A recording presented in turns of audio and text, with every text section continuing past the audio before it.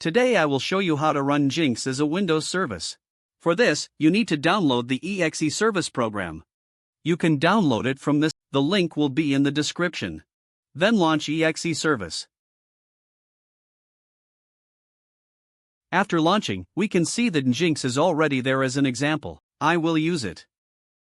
My version matches this version. Quick check.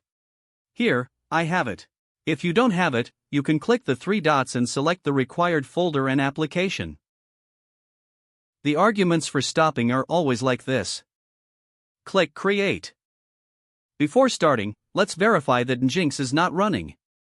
As you can see, it's not there, and if I refresh, it still won't be. Starting now. Let's check. Everything is working. Don't forget to subscribe to the channel. Now let's stop it. Let's check how stop works. Stop takes longer because the service needs time to shut down. Let's check. Stop works perfectly as well.